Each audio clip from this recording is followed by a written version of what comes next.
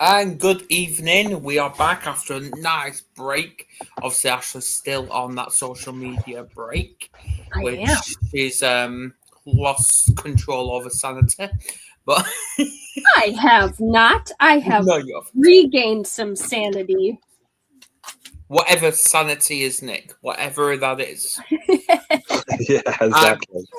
I lost mine a long time ago. But anyway, please do share this, guys. Please subscribe if you haven't already. And we look forward to hearing people's stories on tonight's topic, which is trigger warning, healing the trigger. Obviously, Janet will be joining us very shortly. Hope so, anyway. So, how is your break been, guys? Nick? Yeah, busy as always. Yeah, I mean, there's always, I think when you're sort of working for yourself and yeah, always busy. So I've got a week off with my son a week, so I'm looking forward to that, to a bit of break. But yeah, all good. Busy is a good way to be productive. Ashley? It's been good. I mean, being on the social media fast and then like breaking, if you will, or being intentional as far as us only doing 3 shows a month versus every single week, it just gives us a chance to collect ourselves, if you will. Reset. Yes, it does. And the social media fast that I've been on, I've got like 10 or 11 days left, roughly. And again, that's just another reset for myself. And so much is coming to fruition that I can't wait to launch it when I get back. And it's been really good. So absolutely. And just information that obviously Janet's here now, which is brilliant. Hi, Janet. How you doing?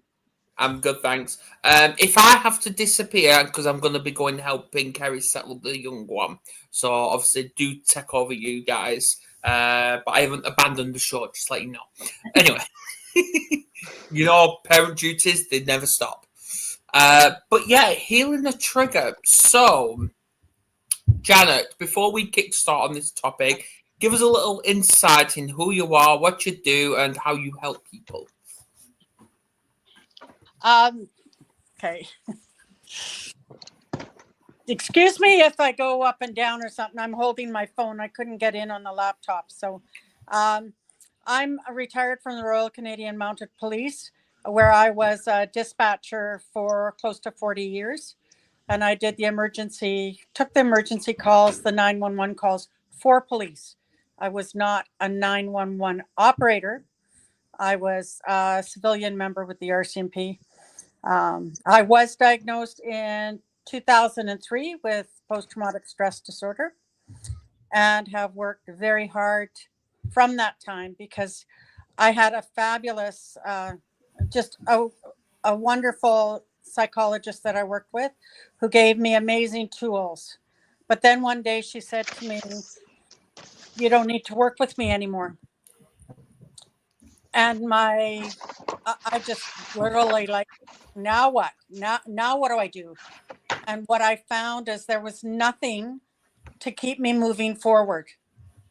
It was like, okay, you're done with me, drop off, no suggestions on how to keep going forward. Because when you remove something, if you remove the angst and stuff that's involved in the trauma, it doesn't take away the memories of the trauma. It just takes that trigger points away from you or out of you. if you don't fill it with something else, it's a void. It will fill up again. And so I have been since 2003 on a journey of personal development, taking all kinds of courses. I did my master NLP, timeline therapy, working on me. And in working on me, and Ashley, you'll definitely agree, everything that we do, if we don't share it and continue on, it goes stale, and it's like, now what? Where do we go now? And so that's why you guys are here, and that's why you guys continue on the journey, because we have to keep moving forward, and we can't do that if we don't share what we've learned. And the journey is to, somebody was there for me and helped me up and move forward, and still is. Let's face it, we do not do life alone. And I am surrounded with the most amazing people. And just recently, I've noticed I've gone up another level because new people are coming in tonight, new teachers, for me to keep growing. But we have to keep sharing and telling our stories and letting people know, just like you, Adam, look at how far you've come. If we don't tell people that they can do it, if we can do it, you can do it. We're not superheroes. We've seen something bigger. Oh, you are. Sorry. Superhero. We have to remember that. We'll bow down to you. but I want to be that person to somebody else, like that person was to me, and that's like Ashley too. And Nick, I don't know you as well. I do. No worries. But with Ashley, with the women, like her going through what she went through with raising the kids, having kids, burnout and stuff. If she keeps going, right? But she had to find that healthy place to keep going. Yeah, absolutely. So that's me.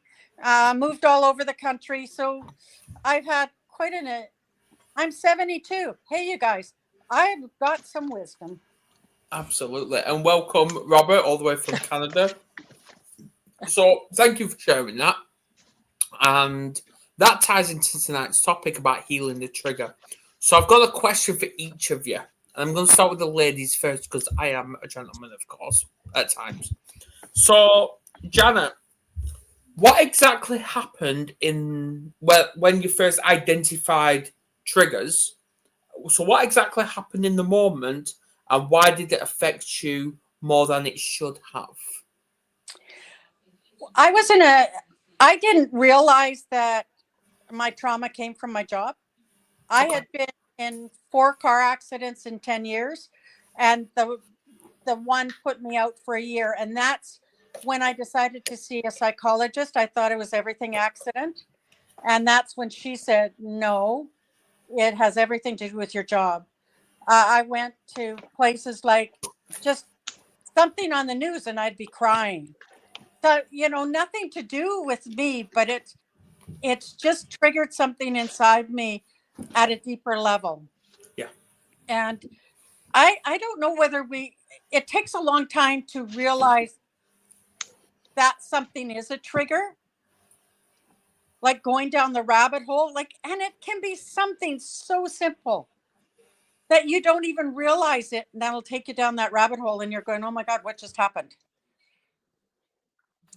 Yeah. So in answer to your question, I think just knowing that when I am triggered, how to deal with it. And that's where the psychologist gave me these amazing tools to help me regulate. I guess that's a word that we never learned, but it regulates you. Yeah. And I'll tell you, horses regulate me. And that's why I house sit and look after horses. Absolutely. Ashley! Come on, I am nice with you. Come on. I know. What's up? Emotions. So when you was triggered, first identified it, what emotion hit you first? And does it feel familiar from a past experience? Well, considering I just had this happen, I think the emotion that typically hits me first when I have a trigger is, at least this last time that it did, it was the sadness. Okay. And you could probably relate it back to fear, I'm sure. But when I was triggered, this was actually the beginning of the month that it happened, all of a sudden my eyes just started watering. And like, it was bringing me back into that same stage of almost 8 years ago when I was first admitted into the hospital and I'm getting IVs inserted and all of the bags of antibiotics and fluids and all of the things that they started like hanging on the posts and all of that. It just came all flooding back. And so, yes, I think it very much is related to what happened in the past. So it was one of those situations where I could sit with the emotion and be like, okay, you're safe. You're getting to this before this can escalate even further. Yeah. So it's okay. You're in good hands. It's just something that's temporary. This doesn't make it mean anything about you. Like, you're okay. And I had even a friend that I messaged and I had told her, I'm like, I'm super triggered right now. So it's making sure that I had somebody that I could also have that communication with. And she's like, you're all right. Like, I'm here for you. Like, I am here to talk you through this if you need me to.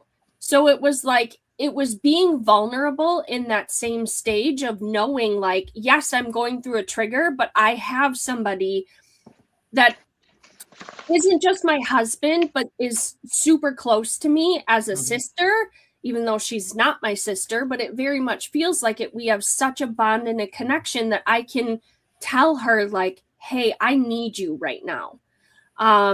So yes, that was a definite trigger for me a couple weeks ago. Yeah, and obviously, thanks for sharing that as well. Where it's triggers can be very sensitive these days, very sensitive. But obviously, as we spoke 2 weeks ago about, it's all about how we respond to these triggers, something like that. But anyway, Nick, we all have stories, like I said. So, what story did your mind immediately create about that particular situation or person when you identify the trigger? Well, I think I've created stories around situations in my life that it was a reflection on me failing in some way, these things happening, rather than things not necessarily in my control or me causing them, but my mind created a story around it. But it was my fault, and I was failing for these situations to happen. I think when I get triggered, it can often create that feeling straight away. Obviously I can think on, that doubt and that sudden feeling of what if it all goes wrong again? That catastrophizing. What if I fail again? What if it all goes? If I go back to that situation I was in, and it's that always that imposter syndrome. What am I doing? What am I? Can I move forward in my life? Can I have this success? Can I do things? Or just a sudden flashback to that feeling of failure. When I get triggered, so it's kind of sort of ground myself, center myself, and let that pass. And so that's what it was for me. Absolutely, yeah. Well, I know you two are going to throw one at me. I know you are. Which Ashley's doing the research right now. No, I'm not. But I can. Nick usually has really good questions for you. He does.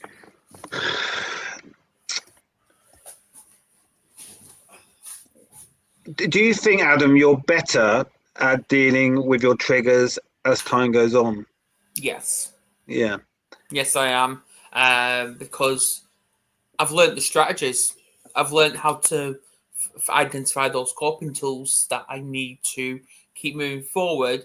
I learned how to be more proactive rather than, obviously I do still do it, but react as well.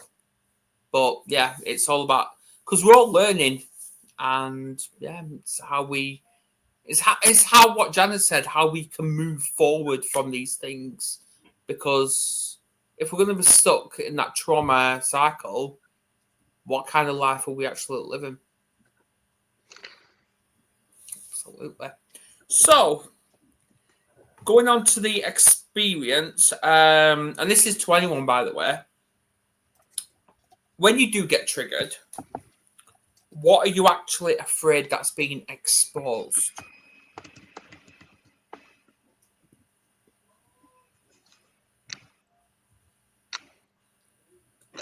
Like I said, I think it's something about vulnerabilities. That we all have our vulnerabilities, and that's part of who we are. And I think that exposing those takes a lot, courage. And I think we too often try and hide those, as humans. So I think there's something around. Yeah, I think it's more. I'm hearing that, but I think it's more when it comes to us men. Is if we're triggered and we're showing that emotion, that vulnerability, like for me anyway, I'm scared of being branded weak. Branded weak. Because obviously us men are not taught to show emotions. And every emotion we do show it's about 98%, which I'm probably wrong about that, anger. It's always anger. Yeah, we're very, because I don't like crying. I don't like it. But I do cry. Well, we're taught to hide it, or taught to not. We are. But Adam, that's also with us. Like for me, I used to have to watch a movie or something to get those emotions to show. I couldn't do my job for all those years without burying and stuffing down my emotions, because I couldn't go on a phone call with a child on the phone saying her mom was being beat up by a boyfriend, and being able to keep her calm, get the police to head out to get all the resources. I just wanted to go. I had grandchildren the same age as her living with us, and I couldn't go there and cuddle her and help her and just be with her. That's one of the memories that comes back to me, is that helplessness around unable to help the children or somebody vulnerable. Yeah. And we have to stuff them down. And that's what happened to me. And I call it the night the mask cracked. And it took 10 years later before that happened. Before I could deal with it. But would you say from that phone call, Janet, that, because obviously you said you could have helped, to me, I believe you have helped that night, because... Oh, I know I helped, but as a mother and a grandmother... Yeah, exactly, yeah. Maybe your mothering instincts kicked in that night. Yeah. Maybe your instincts kicked in that night. That's what you bring to it, brought to it. Both professional and personal instincts kicked in. Yeah, you just bury that. You do, especially with children that... like when my daughter got kicked by a horse and the ambulance came and stuff, and here's me looking down at her, and I said, "You'll do anything for attention, won't you?" And my girlfriend saying to her, "You should see her cross your heart bra," because they strapped her into the. But that was the way we could deal with it. And if I panicked, my daughter would have panicked. Absolutely. So, Nick, when it comes to reactions, obviously, because I know we all react from different situations. I think we're all guilty of that. But are your reactions really about the present moment when you're in the situation? Or is it unresolved pain from your past? Well, I think, That's a good one. I mean, I wonder if, triggers never really go away to an extent, but it's how it's where we recognize them and manage them and let them pass quicker in that sense. I think triggers are all about taking you back to the past, taking you back to something. The trigger is something that takes you back to a traumatic experience in some way you've had. I think so. Very. I think. When things are triggered me, it's a situation that is stressful, but it's actually really more about me being then transport my mind back to something that was a bit traumatic and all the feelings associated with that, which then amplifies the situation 10 times worse than it is. So I think, that's the trouble, isn't it? What we associate, what we create around something that's happening, we create it often into a worse situation because we relate it to something, traumatic that's happened in the past. Absolutely. Well, speaking of traumatic, Ashley, obviously, like you recently said, you was triggered. So what part of you are you still avoiding because it's too painful to face? Or have you faced everything? Well, I don't think any of us, regardless of the healing, have truly faced everything. Because triggers always have a layer. So when you get to one layer, then there always seems to be another one, and then another one, and another one. So I think it's more so it's wanting to stuff the emotions. It's not wanting to go there because you think that you're already healed or you've healed that part. So you don't want to necessarily address it or drag it back up again because you're like, well, I dealt with that, really, but did you? But I think it's also oftentimes when we become triggered, we make it mean something about us. We make it mean that, I'm unhealed, or I'm, if it's something with your kids, I'm a bad mom, or I'm failing, or, you make it mean something about you, and you attach to whatever that meaning is, which then you have to ask yourself more questions. Like, is this true? Or does it just feel true? Because often we run our lives based on our feelings and our emotions versus really thinking about the situation and coming at it with I'd like to say a common sense kind of logical thought process. But common sense really isn't so common sometimes. No. So it's really looking at it from a different perspective. And I had this conversation the other day with some friends when we were talking about something, and I was like, you have to look at this particular activity from a different perspective. It's a place to get curious. It's a place to ask yourself questions and to really dig into what your brain is telling you, whether that be on paper or verbally or, in a face-to-face conversation with somebody that's helping you process through things, but it's asking questions and it's getting curious. And I think oftentimes we don't want to get curious because we're afraid of the answer. Yeah. So, yeah. Absolutely. So, are you actually looking at these questions, Ashley? Because you seem to always know what I'm actually going to say next. I've got a question. I haven't even seen any of your questions. I've got a question, Adam. Okay. Is there a difference between managing triggers and avoiding triggers? I'd say yeah. Because if you're avoiding them, if you're avoiding the trigger, I think you're running away from something. You're running away from a particular situation, which could be leading to anything. It could be sadness. It could be guilt. And many times it has been guilt because you never know if you could actually face it and see if that particular situation could either make you or break you. And the other one, I don't know. It's a tough one. It is a tough one, but yeah, I don't like to run away from things. I used to, but not anymore. Sure. Not anymore. Just, Yeah. thanks. But managing the trigger is learning how to handle it, isn't it? Yeah, well, Janet, do you have something to add?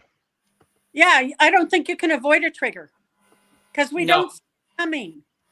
And yeah, you can say there's things that will trigger, like you've got a trigger warning on this, because you can be blindsided, not even realize something is underlying. And it could have been something last week that did something and it just comes back to haunt you. But Exactly. it's learning how to deal with it when it does hit you. Because I honestly don't think I can avoid it because it happens too fast. I don't see it coming. No, nobody knows when the trigger's going to hit. Nobody. We can predict, but it doesn't mean it's going to happen. But it comes when it hit wants to. Well, and it could be, and that's the thing. Like when we think of a lot of time, and I know we've had this conversation before, but when we think of a trigger, we think of something that's like this big event, or like that it flashes us a memory, or you're put into a specific situation. But oftentimes, like, I don't know how many times I have literally walked through a store and somebody is wearing a cologne that my ex-boyfriend used to wear. And I'm like, ugh.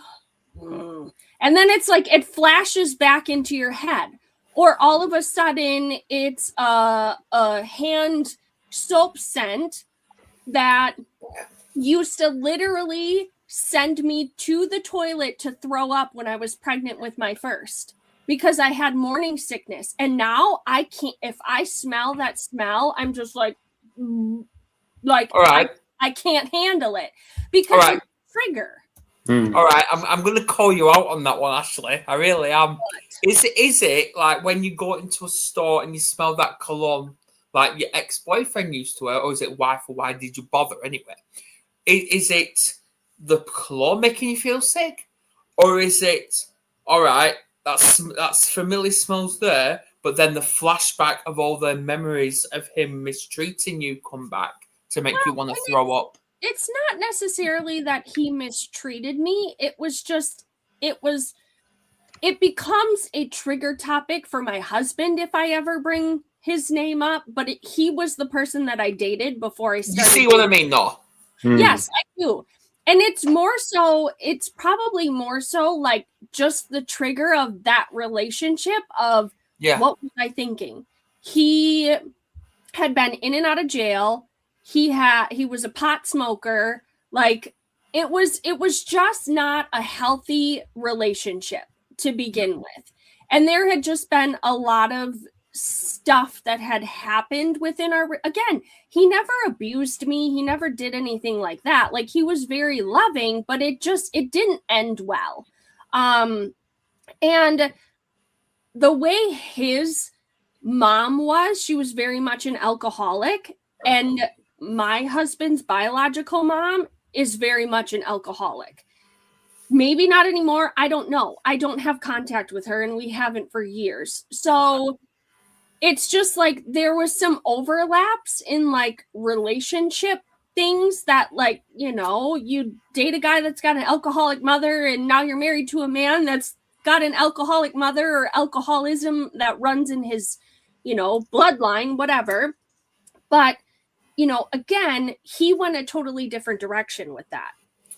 Okay. The other one did not. So it's like, it could be triggering anything, honestly, just the memory of that relationship in general. Like, I don't know. Cause it just happens when it happens. Like Janet said, it literally comes out of the blue. So that leads me to, right? Go on, Janet. There's something that we can't see, or a thread, if you want to put it that way. That's what it's like. It's like it's pulling you in. And in NLP, they talk about that too, how you can change thoughts, triggers and stuff. But that's a whole different topic. But that's what it is. It's like it shoots back that link to, like you say, Ashley, that smell takes you back to that. And what you have to do again is replace those memories with happier ones. If, I don't know, get some of that cologne and put it on your husband or something. I'll give. Okay. And this is a big one to all of you. What are you truly healing? Or are you just becoming better at explaining your pain? I think I'm healing, but healing's a journey, and there's always more stuff that comes up. But the thing is to keep moving forward. To me, I've come a long way since 2003.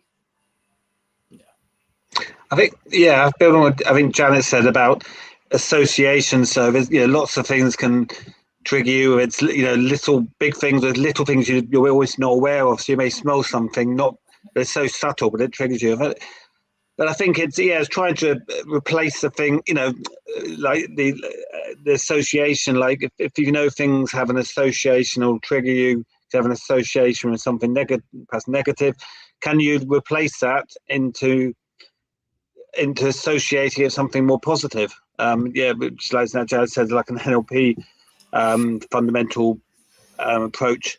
But I think that's definitely something I'm trying to do. I try to do in that way, change the way I respond to things by the way I associate things. So that's one of the ways I try and move forward. Ashley? I think it's a healing. And again, I don't think you're ever truly like 100%, I'm never going to get triggered from this response again. But I think, like Janet said too, I'm further along than where I was almost 8 years ago, or even before that. Like when I really look at my journey as a whole and where like burnout and things that would trigger me and all of that compared to now, it's a night and day difference. And my husband would say the same thing. And I just did an exercise not long ago where there were some questions, and on like a scale of 1 to 5, how often do you lead with emotion versus something else? I can't even remember what the whole question Logic, I think. Yeah. And it was like, if you would have asked me, say, a year ago or 2 years ago, my responses very much would have been like solid 5s. Like it would have been led with emotion. And now it's more so I take that step back and I really kind of process. Most times, I'm not saying that I'm excellent at this, but I will take a step back and I will evaluate, like, does this truly require me to respond? Or can I not respond because no response is a response, right? Do I need to react to this, or do I truly need to respond to this? Yeah. So that just shows that there is a healing that's there. But again, I can't 100% say that I'm ever truly going to be healed from a trigger if I'm put back into that situation. See, I heard all of you, and if you ask me that question, I would say it's both. I would say I'm doing both because I have to face this pain and get talking about the pain in order for me to heal. Is that part of the healing process? Yeah, talking about Exactly. it, and you can't have one without the other. Exactly. So that's why I'm a bit of both, because if I'm not going to talk about my pain, how am I gonna know if that particular person I'm speaking to about it is going to help me? I think, and I think we are emotional beings, and we do, I think, make a lot of decisions and respond to things with emotion almost automatically. But I think sometimes, can we then question it with a bit of logic? Because if we get a big thing of emotion attached to something, it can make us then go into a catastrophizing mode or panicking mode, and perhaps we can fear the worst. But if we can then just step back and have almost apply that bit of logic and say, okay, doesn't mean it'll happen again, because this is, this trigger doesn't mean, the worst case scenario, will be the outcome. It's just, I think sometimes we need to sort of try and almost step back and sort of just always just have a little logic, to balance out the emotion. Reflect. Yeah. Try and balance out that emotional response. Absolutely. Now, obviously, I know a lot of people are going to be watching the replay or watching these on YouTube Shorts, which I think is absolutely fantastic. So, and I know this one's going to be covered. Obviously, most of us can be scared of our own shadow because it could trigger some anxiety or trauma, whatever, and feel like someone's going to attack us. I used to be like that. So, is your trigger actually protecting you, or is it keeping you stuck?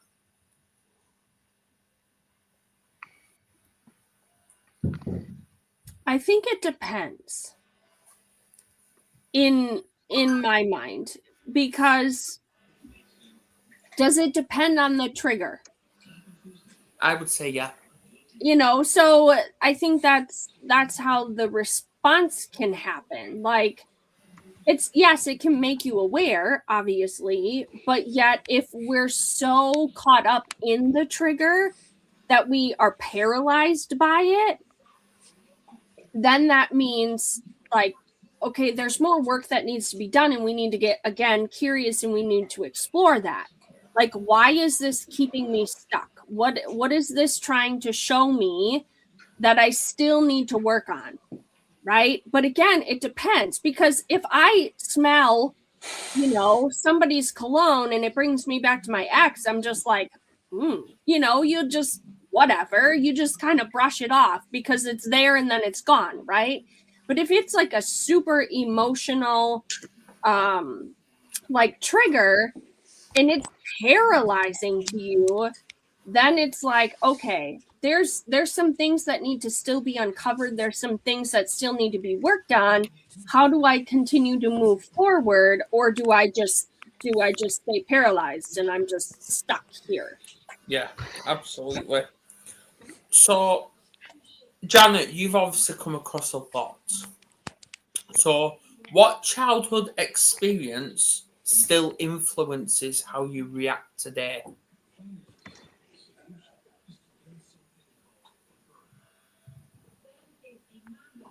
Says she's lost sound. I'm not sure whether. Oh, lost sound. Can you hear me, Janet? No. I think we can still hear you, though. Yeah, I can still hear you, Janet. I'm sure she can. Can we? Oh, wait. Oh, have we got you? Nothing? Can we? Hang on. Could we type in the question? Yep. Okay, so what was your question, Adam? What childhood experience still influences how you react today? Oh, there she goes. Gone. Oh. What childhood experience still influences your... How you react today. How you react today. I'm back. Can you hear us now, Janet?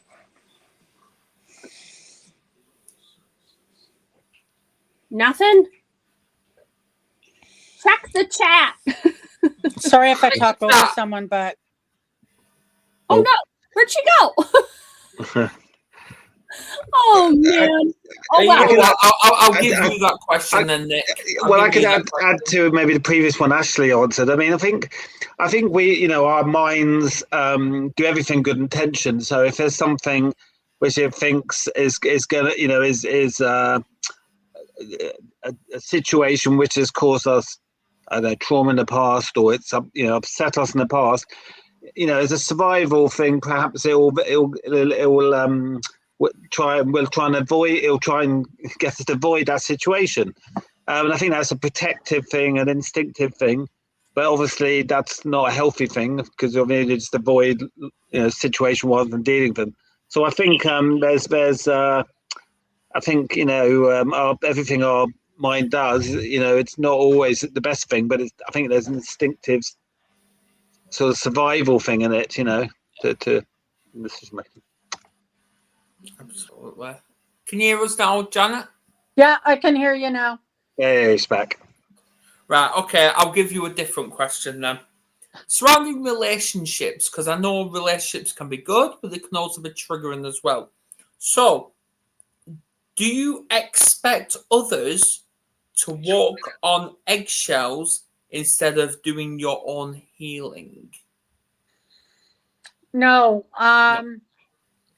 but I have walked on eggshells around other people. Okay. And just to keep peace or to avoid a confrontation. I'm really good at that, avoidance. And but I don't think I'm consciously doing it myself. Like I just avoid. It's easier to avoid, and I don't. I distance myself from negative people. I am very careful about the amount of time I will spend with someone that is maybe a closer acquaintance that I'd like to have a better relationship with. It's like testing the waters. Are they the same? Have they changed? Or when something comes up that can be negative, I like to stay in that positive. That doesn't mean I don't go there myself, but I'm aware. And in order to keep my own stability, I need to be careful how much I'm around it. Yeah, absolutely. So, obviously, speaking of surroundings, when we have a discussion or a debate with someone, and I think we're all done this. Like I know I've done it just recently as well, and I've done it with our eldest. And so, are you reacting to the person in front of you, or someone from your past? Now, when it comes to me, when I'm doing this to our elders, I'm actually doing it to someone from my past, and I'm actually doing it to myself. Because when I'm doing a bawling shouting, which I really shouldn't, I'm actually doing that to myself, my past self, and it's triggering. Yeah, I think there's a lot of projection, isn't it? We project often we project our insecurities or our anger at ourselves, and we project these feelings we have sometimes to ourselves onto other people. Yeah. And sometimes I've been frustrated or or got angry or something. It's actually I've been frustrated myself, and perhaps partly when I used to not be able to communicate clearly and assert myself, I'll get frustrated and that come out, but it was because of my own inner doubts, inner frustrations, and that inability to be assertive and communicate effectively. So I think sometimes we can project our own emotions, doubts, whatever, and project those on other people. Yeah. What do you think, ladies?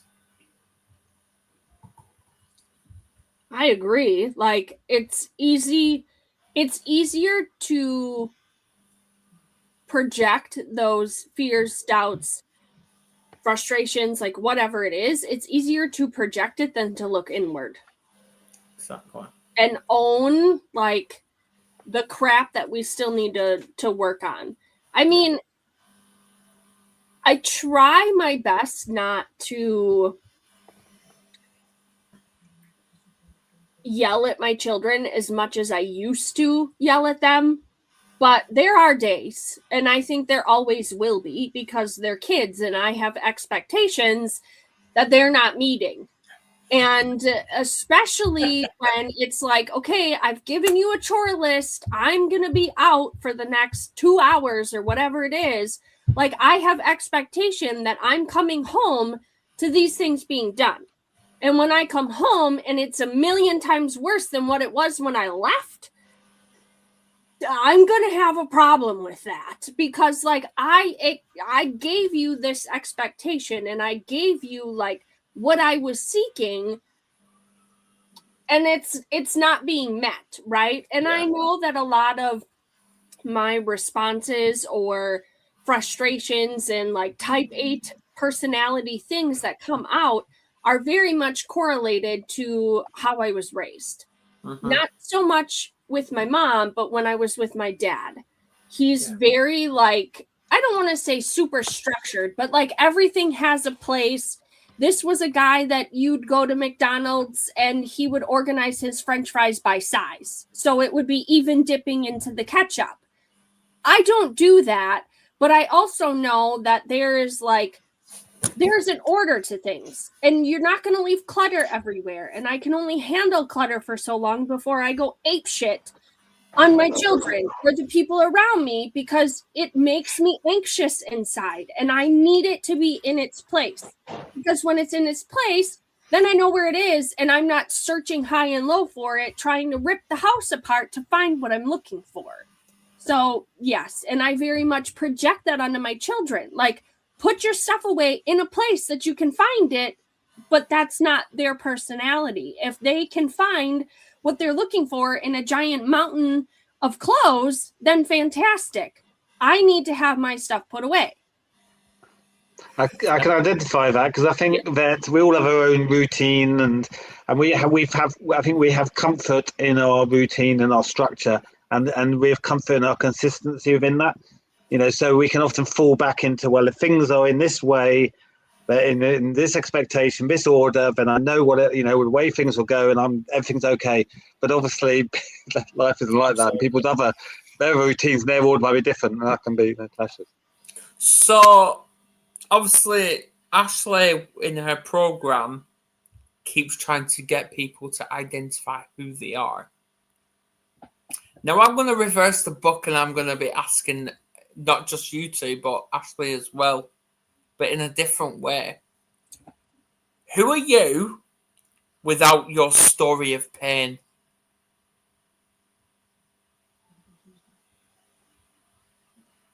Ashley? Oh, you want me to go first? Okay. I mean, because you keep saying you're a badass, but who are you without the story of pain? Well, even without the story of pain, if I look at myself before all of that, and I recently just did an exercise on this too, but if I look at myself, from little girl or those earlier years before I really started feeling like rejection of those who, are in my life and whatever. Like, I was a carefree, I'm gonna pose in front of the camera. Like, yes, it was like a pay attention to me type of a thing, but I can look at photos when I was little and I was always posing for something. I loved being in front of the camera. She still does. Shut up. But for a long time, I was very hidden, Adam, and people don't know that. I very much hid myself. I very much hid myself for a very long time in front of the camera. Probably like my late teens into like my early 30s, probably. If I was in a photo like with one of my kids, I made sure that they were covering half of my face. There's not a lot of photos of me with my kids when they were little, unless they were professionally taken. I was not in front of the camera. So I was very like carefree and adventurous, and, I'm still relatively outspoken, but I didn't care, right? And then the world, shaped and molded me and whatever, where that kind of got beat down. So it was that carefree, and I'm starting and have developed some of that back, where I am like who I am, and whether or not you like it, that's a you problem, not a me problem. I'm not going to be everybody's cup of tea, and I'm okay with that. And like, I get into my creative nature, and I can explore things and try new things without having the fear of judgment. Now, does it still creep in where I'm like, what are they going to think if I do, XYZ? Sure, it does. But at the end of the day, like, when I can walk in like who I truly am, in that boldness and in that confidence, it doesn't matter what the opinion of other people are. So, Janet, what truth about yourself have you been avoiding? I would have to say the avoiding of being seen in a bigger way. Okay. And if I can tag on to Ashley there, I was a really carefree kid. There wasn't anything I wouldn't try. And that was taken away from traditional teaching and stuff in schools and not being very smart compared to the other kids. A lot of stuff disappeared. A lot of insecurities happened. And you talk about pain, it gave me growth. It led me to people that helped me see myself in the way somebody else might instead of the way I was seeing it. And so, like I told you guys, I'm 72. I have been a lot of different versions of me, and I think the best versions coming. Yeah, absolutely. So, Nick, I love putting you on the spot. It's fun. Are you actually ready to heal, or are you just ready to talk about healing? Yeah, I mean, I think for me, you know, a long part of my life, you know, sort of 20 years, I felt like my life's a bit in pause, you know, because I wasn't moving forward, I wasn't healing. And so, you know, lost a long part of my life in some ways. So I think, you know, yes, you know, it's been a continual process since I made that decision, since I recognized it. I think, you know, talk about whether I think we are the sum of our experiences, you know, whether we like it or not, or our good and our bad is what creates us now. But I think, you know, there is that sort of thing of, you know, owning our story and owning the good and the bad. But at the same time, we have the right to share what parts with other people. We decide what we share, but within ourselves, the healing. You know, once you make a decision, it never stops. You know, because it's a process that the only way you can move forward is do it. So for me, that's definitely something I'll be working with. So, going back to what we said about reacting, what do we need to do right now instead of reacting? What do we need to do for people that react? I think just be aware that it could happen, and reaction. I don't think that anybody can go through life without a reaction to something, and it's how we handle it. Like Ash said, even with her kids. Like I know with my kids, instead of giving them a time they had to be home when they got to be teenagers, I asked them to give me a time when they'd be home. And, you know, they never missed that time that they set. I think there's also something about, you know, instead of being reactive, obviously you're being active. So, you know, Ashley, with the work she does as a self-renewal coach, that's an active thing. You know, she's taking charge, taking direction, and turning to positive by being active in an approach to helping others. Being on this podcast for you, Janet, you know, you're taking active steps to help others by. So I think it's kind of moving away from just being reactive way of living to you know, which is an important part of it. You know, how do we react to triggers? How do we react? But also thinking, well, I'm not just going to go for life reacting to things, good or bad, you know, but I'm actually going to be active in taking positive steps to share my story to help others. Absolutely. What's that? Being proactive. Proactive rather than react. I had a proactive. Yeah. So, Ashley, what is one uncomfortable step you have avoided that would change everything?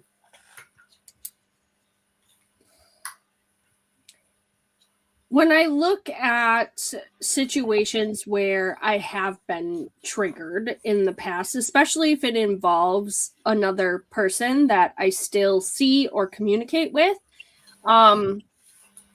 I think it's probably addressing situations or confronting situations. As surprising as it sounds, I don't like confrontation. And I have put myself in some very lion's den, if you will, situations sometimes over the course of the last few months. Intentionally because it was like, I need this to grow me and I need to be able to speak into confrontation when it happens. I'm not saying I do it regularly because, again, it terrifies the hell out of me. But it's one of those things where it's addressing it. But then you also think in your head, is this worth addressing? Or is it something that I'm blowing out of proportion, that I'm taking to the next level and reacting to versus responding to? Is it worth it? Like, you have to really weigh those scenarios in your head. If it's something that's, again, no response is still a response, or does it become a sweeping under the rug because we just don't talk about it, right? So I would say that that's probably the thing, that when I'm triggered by somebody, whether it be something they say or an action they take or whatever it is, I have to remember that I'm in control. I get to set the boundary with that particular person, and whether or not I address it or don't address it, obviously that's on me and I need to deal with that. But I would say confronting sometimes is like a Okay. Don't make me. Right. Right. To obviously my final questions to you, because I know you're all going to be throwing some at me. I know you are. Pick a number 1 to 3, all of you. I'll say 3. You'll say 3. Right. Okay, So well, Nick. I got 1, I guess. Yeah. So Nick, are you ready to take responsibility for your healing even when it's uncomfortable? Yeah, I remember someone saying that you have to be comfortable being uncomfortable to move forward in life, and to live your dream or whatever. Because if we play it safe, then we can avoid confrontation, we can avoid risk. But actually, if we want to share our story, there's a risk in that, how it was formed. If you want to start a business, there's risk in that. And I think, we have to be, to live life to the full, we acknowledge that it's full of risks, but that shouldn't, something being risky shouldn't prevent us from taking action. And things being uncomfortable shouldn't stop us taking action. Otherwise, we stay in a very safe zone.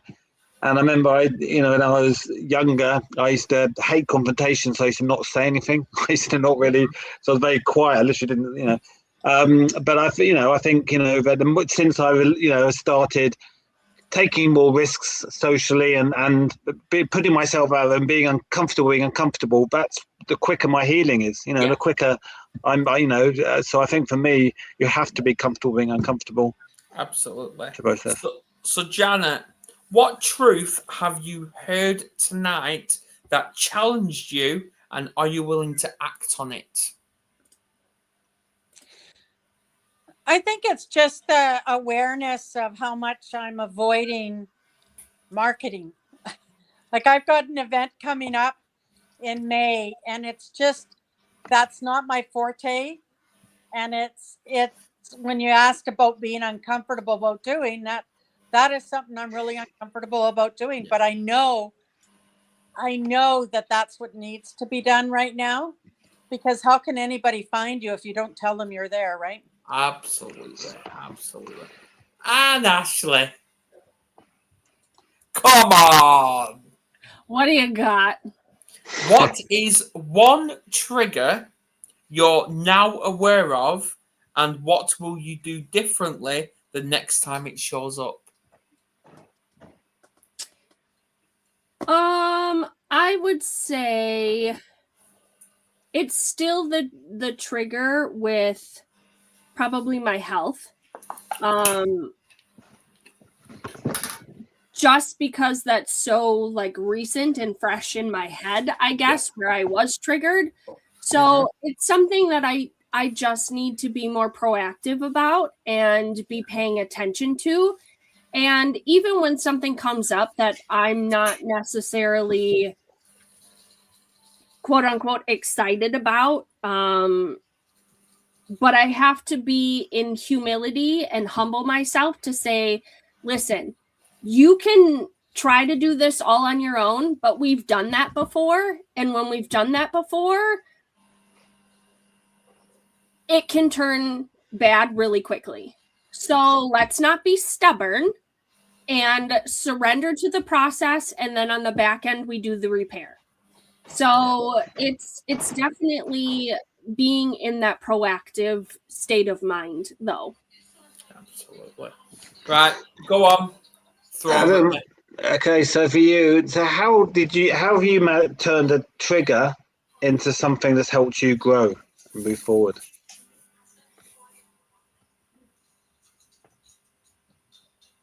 By learning to not react and by learning to walk away.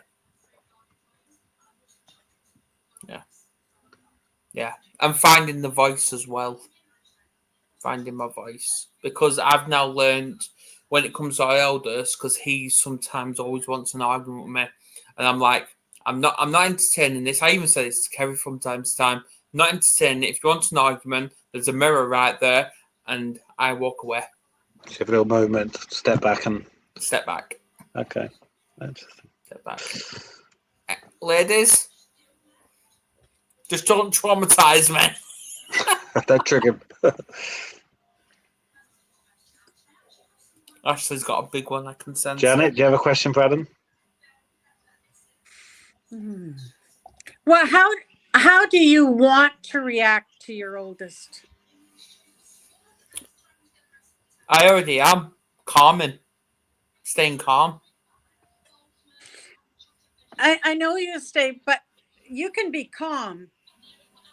But how would you like to see that relationship with your eldest? Well, what I've started recently is playing, because he used to not talk to me completely. Then it was that conflict. That was like that for a few years. And now I make him laugh. Good. I actually make him laugh. Yeah, okay. So So we make each other laugh, like we pretend to like basically punch each other. Like we do it softly, but yeah, it makes us laugh. So and I see that as a bond. You're finding ground. Finding the common ground, yes. I used to we had a date. My son would say, "Oh, it's time for lunch with mom date." And I'd take them out for lunch and whatever they wanted, but then we could talk. Like if they had anything challenging in that, then we could talk. And I take him to football games and we have a good chat then. Well, and that's good. Like as long as we something where it's a common ground, right? Exactly. Where other things happen. Okay. Right, now I'm going to end this stream for Ashley talks. No, go on. Fine. When you get triggered, do you make it mean anything about you? Yes. I do make it about me because I'm still fighting it. I'm still learning about that by learning to let go of that control, because I used to have all that control and now I'm not. I'm learning to let go because other people's views are valid just as much as mine. Right. There you go. That's self-justification right there. Right, and on that note, thank you everyone for tuning in. Please do share this, subscribe if you haven't already, and thanks Janet for coming on. And on that note, we will see you in April next week for our new theme, which should be interesting. So I'll see you all later.